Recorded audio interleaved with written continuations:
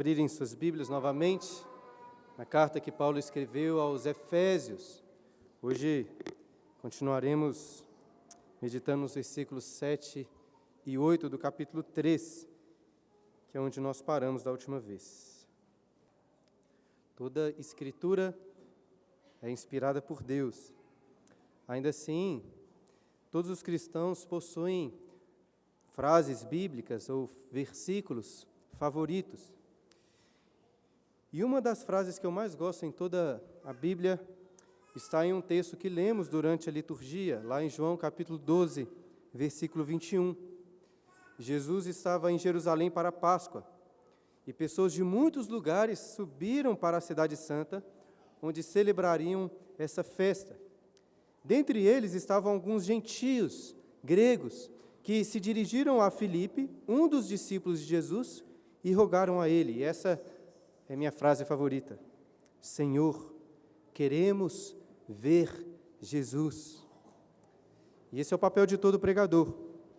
O pastor Michael Reeves conta em um de seus livros sobre o púlpito de uma igreja onde ele serviu por muitos anos na cidade de Londres. O pastor Michael Reeves, então, conta que aquele púlpito era um púlpito bem grande, ficava no centro da igreja, e era tão grande que tinha até uma escadinha para que o pregador subisse. E toda vez, quando ele subia para pregar a palavra de Deus, diante dos seus olhos, em um lugar onde apenas o pregador conseguia enxergar, essa frase estava escrita: Senhor, queremos ver Jesus. Aqueles gentios gregos não queriam Filipe, mas queriam que Filipe mostrasse para eles Jesus. E nenhum crente vem à igreja para ver um pregador, mas para ver Jesus. Pode até ser que eu trabalhe apenas no domingo, mas é um trabalho de altíssima responsabilidade e prestígio até. Afinal de contas, semelhante ao que o apóstolo Paulo afirma em Efésios 3, versículo 8, o nosso papel é pregar o evangelho das insondáveis riquezas de Cristo. Sem dúvidas, não tenho qualquer prestígio em mim mesmo. Sou apenas um vaso de barro, que pode até atrapalhar muitas vezes, mas pela graça de Deus, trouxe um tesouro precioso para vocês. Será que você veio hoje à igreja com a expectativa de receber muitas riquezas? A igreja está cheia. Mas imagina só se eu desse aqui uma de Silvio Santos e divulgasse que hoje na igreja iríamos distribuir para todos que viessem R$1.000. Teria aqui uma multidão na porta da igreja querendo entrar. Ainda que eu oferecesse R$100, 50 ou até R$10, acho que muitos estariam esperando na porta, porque as pessoas querem riquezas. O problema é que, infelizmente, nossos olhos naturais não conseguem contemplar as insondáveis riquezas de Cristo, do Evangelho de Cristo. Na segunda parte do livro O Peregrino, de John Bunyan, que conta a jornada de Cristiana e seus filhos, encontramos uma cena que ilustra muito bem essa realidade. Cristiana estava na casa do intérprete, e este a leva até um quarto, onde estava um homem que não conseguia olhar para nenhuma direção, a não ser para baixo. E em sua mão segurava um ancinho para juntar sujeira. Não sei se você sabe o que é um ancinho, né? Aquele ancinho é uma espécie de vassoura, só que a ponta é de madeira ou de ferro, com vários dentes, muito usado na roça para juntar palha ou feno. E acima daquele homem no quarto, estava alguém oferecendo a ele uma coroa celestial em troca do ancinho. Entretanto, o homem não olhava para cima, nem dava valor para aquele que oferecia a coroa. Ao invés, ele olhava apenas para baixo, juntando ali pedaços de palha, gravetos e poeira do chão. E essa é a imagem dos homens que desprezam o evangelho das insondáveis riquezas de Cristo, para juntar bens e prazeres dessa terra, que não passam de palha e poeira. Depois da explicação do intérprete, Cristiana exclamou: que eu seja liberta deste ancinho de sujeiras. Essa também é a nossa oração para hoje. Que Deus nos liberte, irmãos, de ficarmos juntando palha e sujeira desse mundo, para ao invés recebermos uma coroa de glória. Nós vamos continuar a exposição da carta de Efésios, meditando em apenas 2 versículos. Pode parecer pouco para um sermão inteiro, mas só essa expressão do versículo 8, o evangelho das insondáveis riquezas de Cristo, valeria 1 ano de sermões ou até mais. Essa semana, por exemplo, estava lendo um livro do pastor Thomas Brooks, baseado apenas nesse texto, chamado As Insondáveis Riquezas de Cristo. Mas nem um livro inteiro, nem 1 ano inteiro de sermões poderia esgotar essa expressão, afinal de contas, são riquezas insondáveis. Daqui a pouco vamos falar mais sobre isso, mas o termo traduzido por insondáveis aponta para algo que é impossível de compreender em sua plenitude. Ou seja, poderíamos gastar milhões de anos cavando as montanhas das riquezas que nós temos em Cristo, mas nunca chegaríamos ao fim. Aqueles gentios gregos estavam certíssimos ao pedir a Filipe para que vissem Jesus, pois em Cristo somos muito mais ricos do que o tio Patinhas nadando naquele cofre cheio de moedas de ouro, mas também do que o dragão Smaug dormindo entre os seus tesouros na montanha solitária. Essa, irmãos, é a verdadeira teologia da prosperidade. Embora eu seja apenas um vaso de barro, cheio de buracos, rachaduras, que Deus possa me usar para trazer para vocês hoje o evangelho das insondáveis riquezas de Cristo. E que esse tesouro possa brilhar com muito fulgor, com grande resplendor em nossos corações. Quero convidá-los a lerem comigo novamente os 2 versos para a nossa meditação, Efésios 3, versículos 7 e 8. Do qual fui constituído ministro, conforme o dom da graça de Deus a mim concedida, segundo a força operante do seu poder. A mim, o menor de todos os santos, me foi dada esta graça, de pregar aos gentios o evangelho das insondáveis riquezas de Cristo. Olhar para quem está falando costuma ajudar muito na compreensão do que está sendo dito. Mas ainda mais importante para vocês nesse momento é olhar para o texto que acabamos de ler. É claro que podem olhar para mim quando eu estiver falando, apesar da minha feiura. Mas eu insisto na importância de você deixar a sua Bíblia aberta e sempre voltar os seus olhos para ela, enquanto voltamos em cada parte destes versículos. E repare que o versículo 7 começa com a expressão do qual, que serve como um conectivo do que estava sendo dito antes. Geralmente eu aproveito esses conectivos do texto para gastarmos algum tempo nos lembrando do seu contexto. Afinal de contas, estamos estudando uma carta que deve ser lida em sua totalidade. Para quem não se lembra, ou não estava aqui no último domingo, eu sugeri, baseado também em outros intérpretes, que toda essa passagem que nós lemos durante a liturgia, do versículo 1 até o versículo 13, é uma espécie de divagação do apóstolo Paulo, pois inicialmente ele pretendia aqui seguir com a oração do versículo 14 deste mesmo capítulo. E um dos indícios dessa divagação é que Paulo inicia o versículo 1 e o versículo 14 da mesma maneira, dizendo por essa causa. Talvez, ao molhar ali a pena da tinta para escrever sua oração, Paulo reparou os grilhões em seus pulsos e pensou, antes da oração, preciso explicar sobre essa causa gloriosa que me colocou nas cadeias, por amor a esses gentios. Os efésios deviam estar preocupados, talvez até desanimados com essa prisão, tanto que no final dessa sessão, no versículo 13, olha aí, Paulo afirma, portanto, vos peço que não desfaleçais nas minhas tribulações por vós, pois nisso está a vossa glória. Então devemos ler todos esses versículos com esse pano de fundo, entendendo que estamos diante de um relato profundamente pastoral, de um apóstolo que estava preso, mas não queria que a igreja ficasse desencorajada por isso, nem queria que eles duvidassem do Evangelho de Cristo, pelo contrário, Paulo queria que os efésios olhassem para as algemas dele e contemplassem nessas algemas a glória do Evangelho para eles, em especial por serem gentios, isso é, por serem crentes de outros povos, outras nações, assim como nós somos também. Nos primeiros 6 versículos deste 3º capítulo, que estudamos domingo passado, Paulo se dirige especialmente aos seus leitores gentios, explicando para eles o mistério de Cristo, um mistério que estava oculto nas gerações passadas, mas agora foi revelado aos apóstolos e profetas. De forma geral, o mistério que Paulo está revelando é o próprio Cristo e a sua obra. Contudo, desde a segunda parte do capítulo 2, Paulo está destacando um mistério que nem os maiores profetas do Antigo Testamento conseguiram vislumbrar. Qual mistério?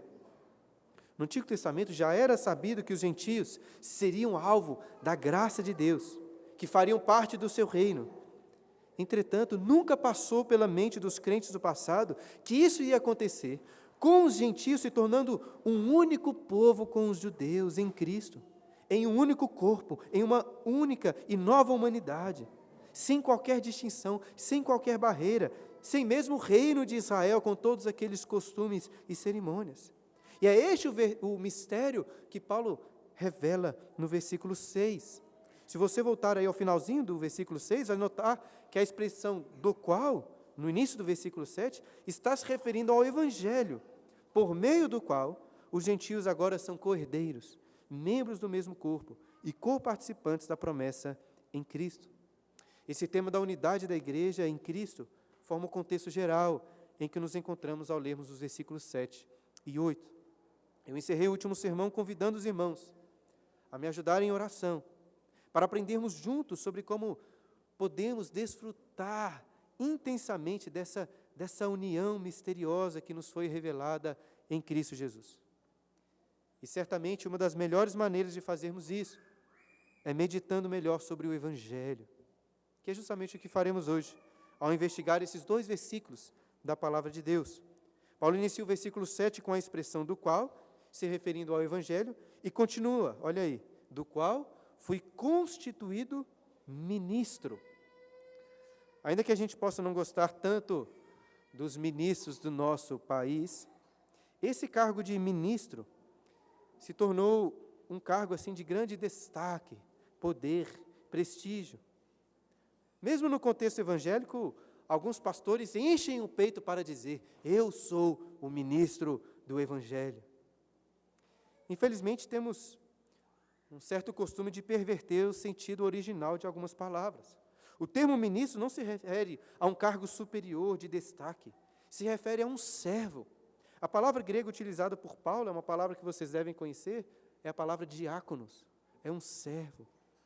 Paulo não era dono nem senhor do Evangelho, era um servo do Evangelho. E até mesmo essa função de baixo escalão dependia da graça de Deus. E por isso Paulo continua o versículo 7 dizendo: fui constituído ministro conforme o dom da graça de Deus a mim concedida. No versículo 2, Paulo já tinha falado sobre a dispensação da graça que foi concedida, o que foi confiado a ele, para ser ministro, ou para ser essa graça ministrada aos gentios. Entretanto, perceba que antes da graça ser pregada por Paulo, a graça foi concedida a ele. O seu ministério não estava sustentado sobre as suas próprias capacidades, qualificações, mas estava sustentado apenas sobre a graça. E eu acho que a história de Paulo serve muito bem para ilustrar algo importante sobre a graça de Deus. Naturalmente, quando pensamos na palavra graça, pensamos em algum tipo de favor dado de forma gratuita, sem que a pessoa tenha feito algo para merecer aquilo. Por exemplo, se eu sou um médico, eu poderia abrir um horário no meu consultório para oferecer consultas de graça e atender as pessoas que me procurassem pedindo ajuda. Isso é graça, mas não é a graça de Deus. Imagine, porém, que eu tenho um filho que foi assassinado por um bandido e este assassino apareça muito doente na porta do meu escritório pedindo socorro. Ao ajudá-lo, estaria me aproximando um pouco mais da graça de Deus, mas ainda assim não a alcancei. Agora, suponha que, além de curar este assassino, eu chame esse homem que matou meu filho para morar comigo, para herdar todos os meus bens e, além disso, administrar todos os meus trabalhos, até mesmo as agendas ali do meu consultório médico. Estão percebendo onde eu quero chegar? Porém, mesmo que eu fizesse essa loucura, não seria uma, entre aspas, loucura tão grande como a graça de Deus que é oferecida a nós. E qual a diferença? Poderia citar algumas, mas em especial eu destaco que apesar de Paulo ser um assassino, ele não bateu na porta do consultório pedindo socorro. Paulo é um assassino que nunca buscou a ajuda de Deus. Nenhum homem busca a Deus, ainda que precise dele desesperadamente.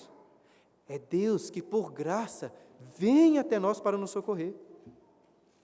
Quando criança, as pessoas perguntavam para Paulo o que ele queria ser quando crescesse, nunca passou pela cabeça dele: olha, eu quero ser um ministro do Evangelho.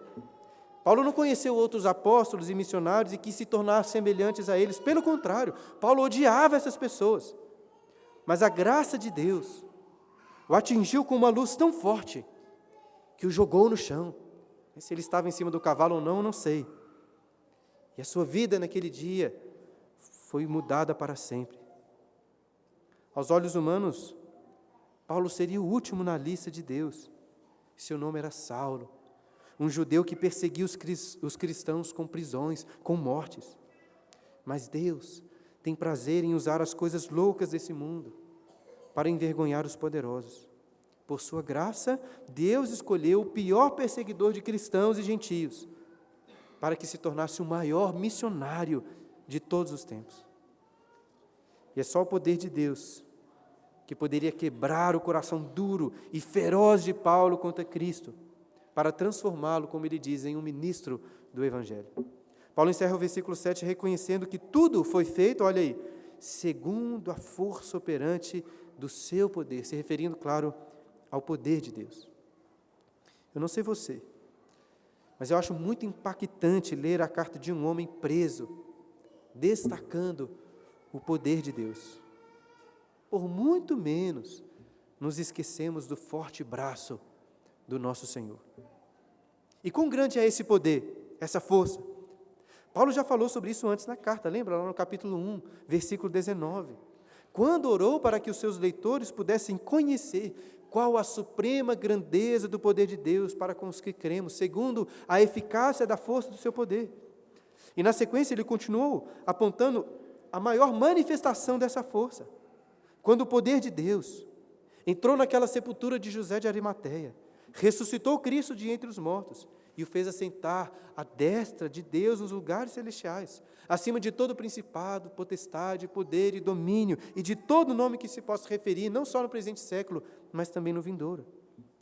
É esse mesmo grande poder que alcançou o apóstolo Paulo e o capacitou para ser ministro do Evangelho. E muitos dos seus leitores foram testemunhas deste poder quando viram Paulo, em fraqueza de palavras, mas com poder do Espírito, pregando para a conversão de muitos na cidade de Éfeso. E nós também até hoje somos testemunhas deste poder, sendo alcançados por essas palavras de Paulo, inspiradas pelo Espírito Santo. Sendo assim, é natural para nós, muito natural pensarmos em Paulo como um grande homem de Deus, certamente um gigante entre os santos. Mas não era assim que ele via a si mesmo. No versículo 8, ele continua esse breve testemunho do seu ministério, se identificando da seguinte maneira, olha aí, a mim, o menor de todos os santos. Na minha opinião, um dos vilões mais bem caracterizados em um romance é um vilão chamado Uriah Heep, um dos personagens do livro David Copperfield, do Charles Dickens. Quase sempre que Uriah Heep aparece em alguma parte da história, ele faz questão de destacar quão pequeno, quão humilde ele era, estalando ali dedos compridos e finos que ele tinha. Eu sei que estou dando aqui um pouco de spoilers de um dos melhores romances que já foram escritos. Porém, qualquer leitor percebe desde o início que tem algo de errado com esse personagem. Essa humildade toda dele não convence ninguém. E toda vez que nós lemos ou ouvindo alguém fazendo questão de enfatizar o quão pequeno ele é, nós não temos dificuldade de acreditar na sinceridade dessa pessoa.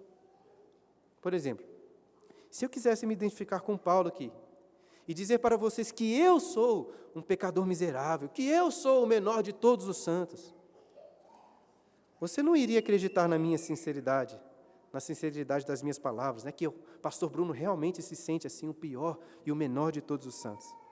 E muito provavelmente não estaria sendo sincero mesmo. Mas Paulo não está usando de falsa modéstia. Paulo nem está exagerando aqui. Apesar de ser, sim, um relato pessoal, essas palavras foram inspiradas por Deus. Paulo realmente se via como o menor de todos os santos. O pastor John Stott sugere, inclusive, que Paulo está fazendo aqui um trocadilho com o seu nome, pois o nome Paulo, em latim, significa pequeno. E, na realidade, a força da expressão grega que Paulo utiliza aqui é ainda mais intensa. Todos os comentaristas ressaltam que Paulo se utiliza de uma palavra muito incomum aqui. Deixa eu tentar explicar. Paulo não se contenta apenas em usar o superlativo grego de inferioridade para mínimo ou para menor. Ele acrescenta nessa palavra um sufixo de comparação para mostrar que ele é menor do que o menor, ou ele é o mais menor. Ou seja, é como se ele dissesse: tem os pequenos, e bem abaixo deles você encontrará a mim, Paulo, o menor dos menores. Mas será que isso é verdade mesmo? Eu não posso falar da perspectiva divina, mas creio que sim. Paulo estava sendo bem sincero quando disse que era o menor de todos os santos. E por que ele se sentia assim? Veja bem, no capítulo 2 dessa carta, versículo 11, Paulo ensinou a nós, gentios, a nunca nos esquecermos de quem nós éramos. E ele, apesar de judeu, não se sentia melhor do que os gentios, pois certamente não se esqueceu do seu passado, quando o seu orgulho feroz o levou a perseguir terrivelmente os cristãos. Eu não sou muito de gostar de filmes cristãos, mas há poucos anos foi lançado um filme sobre a história de Paulo, que eu gostei bastante. E eu acho que esse filme conseguiu retratar muito bem a angústia que Paulo sofria ao se lembrar de quantos cristãos ele perseguiu, prendeu e até mandou matar. Em 1 Coríntios capítulo 15, no versículo 9, Paulo também reconhece a sua inferioridade, dizendo o seguinte: porque eu sou o menor dos apóstolos, que mesmo não sou digno de ser chamado apóstolo. Por quê? Ele diz: pois persegui a igreja de Deus. E mais para o final da sua vida, ele também escreveu ao jovem pastor Timóteo sobre o seu ministério apostólico, dizendo o seguinte, lá em 1 Timóteo capítulo 1, versículos 12 a 15, um texto que nós lemos durante a liturgia. Paulo diz: sou grato para com aquele que me fortaleceu, Cristo Jesus, nosso Senhor, que me considerou fiel, designando-me para o ministério, a mim, que no outro tempo era blasfemo e perseguidor e insolente, mas obtive misericórdia, pois o fiz na ignorância, na incredulidade. Transbordou, porém, a graça de nosso Senhor com a fé e o amor que há em Cristo Jesus. Fiel é a palavra e digna de toda aceitação, que Cristo veio ao mundo para salvar os pecadores, dos quais eu, Paulo diz, sou o principal. Paulo olhava para o espelho e via ali o menor dos apóstolos, o menor dos santos e o principal de todos os pecadores. Quando ele olhava para a igreja, se comparava com os homens, com as mulheres, com as crianças que Jesus salvou, uns santos de Cristo, ele reconhecia que era um menor. Afinal de contas, ele não tinha mandado prender, mandado matar muito dentre os santos. Hoje nós maldizemos os políticos que tentam atrapalhar a vida da igreja, como sendo pessoas más, mas Paulo era muito pior. Tenho certeza de que se Paulo pudesse, arrancariam de seus braços os seus braços das algemas da prisão para estar com seus irmãos na igreja. Mas, por outro lado, acho que talvez existia um certo consolo em seu coração em estar preso, em não poder ir à igreja com seus irmãos, porque quando se reunia com os santos, Não era fácil para Paulo levantar a sua cabeça entre eles. Contudo, não acho que Paulo está levando em consideração apenas o seu passado como perseguidor, visto que ele escreve sobre essa realidade no presente. Ele não diz que foi o menor dos santos, mas que ele é o principal dos pecadores, o menor dos santos. Apesar do seu terrível passado, Paulo ainda, nesse contexto, se via como um grande pecador. Prova disso é o que ele registrou lá em Romanos, no capítulo 7, quando disse: porque nem mesmo compreendo o meu próprio modo de agir, pois não faço o que prefiro, e sim o que detesto. Porque não faço o bem que prefiro, mas o mal que eu não quero, esse eu faço. Esse irmão simplesmente não dá para compreender a igreja romana com as suas canonizações de santos, criando uma espécie de categoria especial de crentes, como se esses tivessem alcançado a santidade dos pecados na terra. E ainda pior é acreditar que esses homens conquistaram tesouros espirituais para outras pessoas. Não tenho dúvidas de que Paulo, até o último dia da sua vida, reconhecia: eu sou o principal dos pecadores. E nisso, queridos, Paulo também é um exemplo para nós. Eu não vou usar aqui de falsa modéstia, dizer que Paulo só afirmou que era o menor dos santos, só afirmou que era o principal dos pecadores porque ainda não me conhecia. E eu não deixo de falar isso por ser um santo maior do que Paulo, ou até mesmo menos pecador do que ele foi. Eu não vou dizer isso, irmãos, dizer que eu sou o principal dos pecadores, porque, sendo sincero, eu não me sinto assim. Eu ainda permaneço nessa tolice de me achar melhor do que os outros. E se você tem essa mesma dificuldade, eu e você precisamos desesperadamente da graça de Deus para revelar quão feios, sujos e terríveis são os nossos pecados. Porque se tem algo que a Bíblia deixa claro, é que somos pecadores miseráveis. É impossível exagerar nesse ponto. Talvez nenhuma outra religião do mundo seja tão sincera como o cristianismo em apontar de forma tão coerente com a realidade o quão pecadores nós somos. As outras religiões costumam acreditar em alguma bondade no homem. Já aqueles que não gostam de religiões costumam dizer que a esperança para o mundo está no amor, em amarmos uns aos outros. Mas a Bíblia chega como que de voadora em todas essas ideologias e religiões, afirmando isso não é possível. Não tem essa de amarmos uns aos outros, pois todos são maus, estão cheios de ódio em seus corações. E você, como muitos, podem não gostar de ouvir isso, mas não tem como fugir dessa realidade.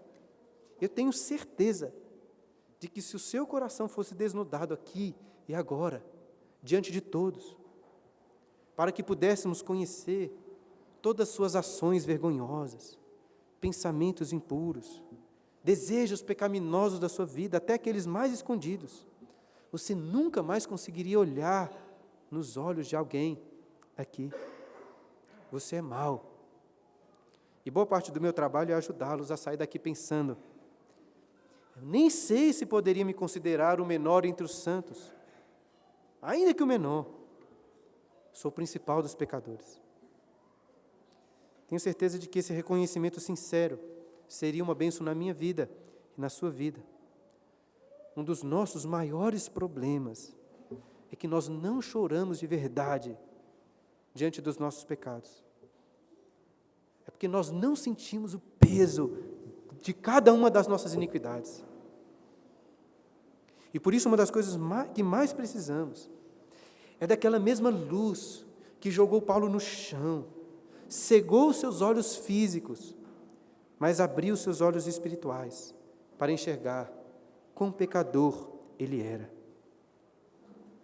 No livro de orações que eu uso em minhas devocionais, eu li essa semana uma oração de Joseph Alleine, uma oração intitulada Meus Pecados, Meus Pecados. Vou citar algumas partes dessa oração para vocês. A soma dos meus pecados não tem fim.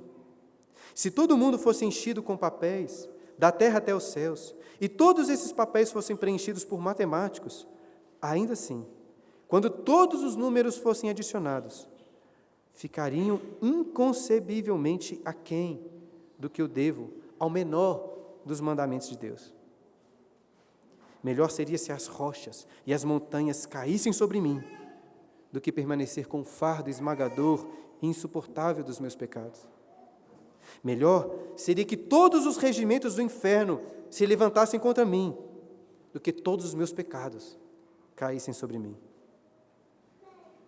É uma bênção tremenda podemos ter acesso à presença de Deus.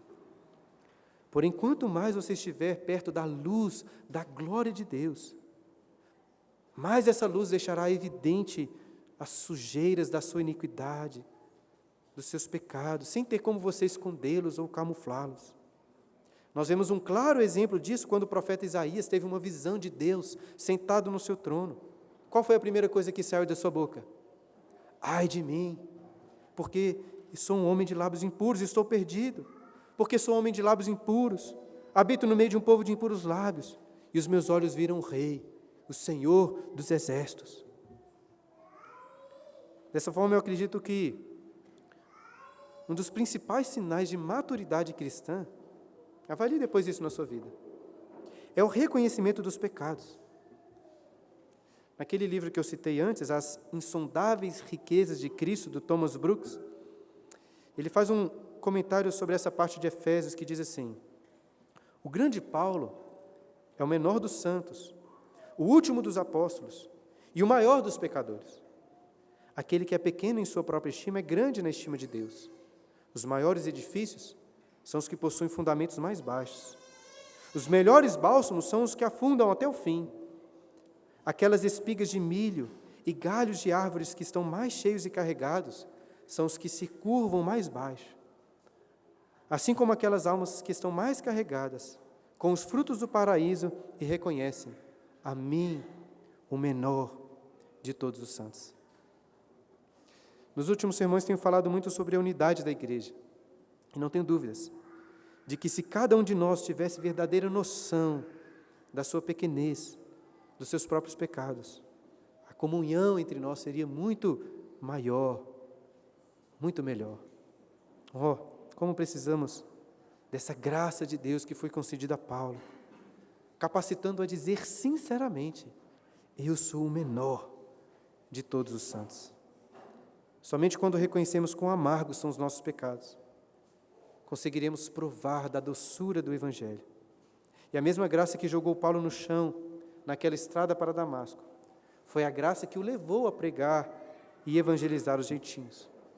Voltando ao texto de Efésios, repare que Paulo continua o versículo 8 dizendo: a mim, o menor de todos os santos, me foi dada essa graça de pregar aos gentios. Então, aquele que era tão zeloso na sua própria nação judaica, agora estava indo para todas as outras nações. Alguém poderia julgar que, para ser o apóstolo dos gentios, Deus escolheria alguém que pelo menos tivesse alguma afinidade com eles, que talvez levasse jeito para falar com as pessoas de outros povos. Mas não foi isso que Deus fez. Deus olhou para Paulo e disse: você odeia gentios. Você odeia gentios, não odeia? É você mesmo que eu escolhi para pregar o Evangelho do amor de Cristo a esses gentios. Entre o povo de Israel, os gentios eram desprezados, de forma que Paulo teria aqui recebido o trabalho mais sujo entre os apóstolos. Entretanto, Paulo enxerga o seu ministério como uma graça. Era um privilégio de Deus. Muitas vezes podemos pensar nos sacrifícios que temos de fazer, ou que teremos de fazer do nosso tempo, da nossa disposição, se quisermos nos aproximar dos nossos vizinhos, dos nossos colegas de trabalho, para criarmos ali oportunidade de evangelizá-los. Mas, irmãos, isso não é sacrifício, isso é um privilégio. Deus não precisa de nenhum de nós. Poderia usar pedras se Ele quisesse. Nós não somos apóstolos como Paulo, mas nós recebemos essa mesma graça, a graça de pregar aos gentios. Na realidade, o verbo que Paulo utiliza aqui, literalmente, não é pregar, mas evangelizar. Então, que possamos, assim como Paulo, enxergarmos a evangelização como um privilégio. É uma graça que Deus está nos dando. E um dos melhores encorajamentos para sermos ousados com a evangelização é o próprio conteúdo do que nós evangelizamos. Que conteúdo é esse? Paulo encerra o versículo 8, dizendo que a ele foi dada a graça de evangelizar o evangelho das insondáveis riquezas de Cristo. Antes eu tinha falado que um sermão inteiro poderia ser dedicado apenas a essa frase, até mesmo um ano de sermões. O problema, como vocês devem ter percebido, já passou aí 30 e poucos minutos, tem sobrado pouco tempo para essa frase. Mas tudo bem, porque tudo que examinamos até aqui serve para realçar quão precioso é esse evangelho das insondáveis riquezas de Cristo. Lembra, no versículo 7, gastamos um bom tempo refletindo sobre a graça no ministério de Paulo. E uma das coisas mais importantes sobre as riquezas de Cristo é que elas não nos são oferecidas por mérito, por esforço, mas por graça. Falamos também sobre a força operante do poder de Deus na vida de Paulo, e só o Deus Todo-Poderoso poderia ser o dono de todas essas riquezas insondáveis. Já no início do versículo 8, estávamos meditando sobre Paulo se considerar o menor de todos os santos. E só poderemos usufruir verdadeiramente dessas riquezas se antes, como Paulo, reconhecermos quão miseráveis, quão pequenos nós somos. E além disso, destacamos a necessidade de termos em vista a imensidão dos nossos pecados. Nem se todo o universo fosse enchido com papéis, estes não seriam suficientes para calcular o tamanho dos pecados que nós cometemos, como contra apenas um dos mandamentos de Deus. Portanto, somente riquezas insondáveis poderiam pagar por essa dívida. Eu tinha dito que parte do meu trabalho, como pregador, é ajudá-los a saírem daqui se achando o menor. Eu sou o menor de todos os santos, eu sou o principal de todos os pecadores. Mas claro que meu papel não se encerra por aí. A palavra evangelho, como vocês sabem muito bem, significa boas notícias. E o meu papel como de Paulo, claro, é primeiro de dar más notícias da lei de Deus que nos condena, fazendo você e eu nos sentirmos o peso do pecado, para que assim, desesperados da nossa própria condição, pudéssemos desfrutar das boas notícias do evangelho, das insondáveis riquezas de Cristo. Eu não quero apontar a gravidade dos seus pecados apenas para fazer com que você se sinta mal, porque o meu papel é mostrá-los quão ricos nós podemos ser, ou nós já somos em Cristo. Nós já somos muito mais ricos que aquele desenho, tio Patinhas nadando nos seus cofres, ou do que o dragão Smaug dormindo entre os tesouros da montanha solitária. Se você reparar, vai perceber que Paulo gosta muito de riquezas. Paulo está sempre falando sobre elas. No capítulo 1, versículo 7, Paulo falou da redenção que temos pelo sangue de Cristo, segundo a riqueza da sua graça. Depois, no versículo 19 do capítulo 1, Paulo ora para que possamos conhecer a riqueza da glória, da herança de Deus, que somos nós mesmos, e também da nossa herança, que é o próprio Deus, que nos é dado. Em seguida, no capítulo 2, versículo 4, Paulo lembra que estávamos mortos em nossos delitos, mas Deus, sendo rico em misericórdia, nos deu vida juntamente com Cristo, nos ressuscitou juntamente com Cristo e nos fez assentar juntamente com Cristo nos lugares celestiais. E logo depois, no versículo 7, Paulo explica que Deus fez tudo isso para mostrar nos séculos vindouros a suprema riqueza da sua graça, em bondade para conosco, em Cristo Jesus. E no final deste capítulo 3, que estamos lendo, versículo 16, versículo que ainda não lemos, Paulo ora para que Deus nos fortaleça segundo a riqueza da sua glória.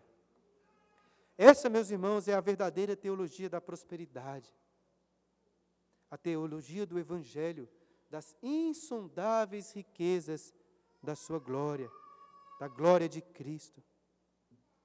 Essa é a teologia da prosperidade. Eu expliquei antes que a ideia desse termo traduzido por insondáveis aponta para algo que é impossível de se compreender em sua plenitude. São riquezas inconcebíveis, imperscrutáveis, não podem ser medidas. Mas como Paulo, ou como nós podemos pregar um evangelho insondável? Paulo nunca conseguiria pregar tudo, nem conseguiu, nem conseguiria, mesmo se estivesse pregando até hoje, 2000 anos depois. Na sequência do capítulo, nos versículos 18 e 19, Paulo ora para que possamos compreender qual a largura, qual o comprimento, a altura e a profundidade, e conhecer o amor de Cristo que excede todo o conhecimento. Mas nunca conseguiremos chegar aos limites deste amor. E claro, isso não é nada de negativo. Na realidade, é uma bênção tremenda, porque para sempre nós iremos ter novas riquezas para conhecer, para desfrutar. Você deve saber que dinheiro é um bem que nunca satisfaz completamente. Quanto mais dinheiro você tem, mais você quer. Desde a infância é assim. Por exemplo, meus filhos lá em casa estavam ficando muito felizes em poderem ganhar 10 a 50 centavos por alguns desenhos. Mas em pouco tempo esses centavos não farão tanta diferença assim. Vão querer 10, 100 ou até R$1.000. Nós estamos sempre querendo mais. E por um lado essa ganância desenfreada é muito ruim. Mas por outro lado essa ganância aponta para uma carência do nosso coração. Uma carência de alcançarmos uma riqueza que nos satisfaça completamente. E é justamente isso que nós temos no Evangelho de Cristo. E nós nos sentimos plenamente satisfeitos em Cristo, não porque já temos o suficiente e assim nós não precisamos de mais ou não queremos mais. Nos sentimos satisfeitos porque temos acesso a uma fonte infinita, insondável de riquezas, para satisfazer todos os desejos dos nossos corações. Até mesmo nos novos céus e na nova terra, nunca chegaremos a sondar todos esses bens. Vão passar 1 bilhão de anos, e Cristo ainda vai surpreender você com novos bens, com pérolas preciosas das suas riquezas. Ainda assim, eu quero lembrá-los de algo que já temos destacado algumas vezes nesse estudo em Efésios. Um altíssimo preço precisou de ser pago. Não foi fácil para Cristo compartilhar conosco das suas riquezas. Veja, algumas pessoas são tão ricas que elas conseguiriam pagar para você todas as suas dívidas financeiras, quitar todos os empréstimos que você tem no banco, e ainda assim não sentir praticamente nada no bolso. Cristo é infinitamente mais rico do que qualquer bilionário. Ele é o Senhor de todos os bens, de toda a prata, de todo o ouro, de todos os céus e a terra. Mas nossos pecados são uma ofensa contra Deus. E nem o universo inteiro serviria como pagamento por um sequer dos nossos pecados. Em 2 Coríntios, um texto que lemos também durante a liturgia, Paulo descreve a nossa salvação com as seguintes palavras: pois conheceis a graça do nosso Senhor Jesus Cristo, que sendo rico, se fez pobre por amor de vós, para que pela sua pobreza os tornasseis ricos. Está aí a teologia da prosperidade. Para nos salvar, Deus não simplesmente sentiu o seu bolso se esvaziar. Ele esvaziou todos os tesouros dos seus cofres, a ponto de nos entregar aquilo que tinha de mais precioso, o seu Filho amado, para que pudéssemos ser perdoados.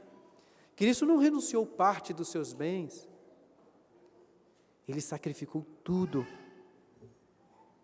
Paulo se via como o menor dos santos, como o principal dos pecadores. E como disse, não vou usar aqui de falsa modéstia e dizer que Paulo só afirmou que era o menor dos santos e o principal dos pecadores, pois ainda não tinha me conhecido. E eu não deixo de falar isso por ser um santo maior do que Paulo ou menos pecador do que ele. Eu não vou dizer que sou o principal dos pecadores, porque, sendo sincero, eu não me sinto assim. Como disse, eu ainda permaneço na tolice de me achar superior, melhor do que outros. Mas eu posso, com toda certeza, falar de alguém que foi menor do que Paulo. Foi muito mais pecador do que ele. Seu nome não era Bruno, seu nome é Jesus Cristo. Cristo é o perfeito santo que se fez menor do que todos nós. E como profetizados em Isaías 53, versículo 6, o Senhor fez cair sobre ele a iniquidade de nós todos. Certa vez, citando esse versículo em Isaías, esse versículo de Isaías em um sermão, pastor Martinho Lutero disse o seguinte: Deus tomou todos os nossos pecados e os pendurou no pescoço daquele que era o único que não tinha pecado. E assim, Martinho Lutero disse, Cristo se tornou um grande pecador, de fato, o maior de todos os pecadores.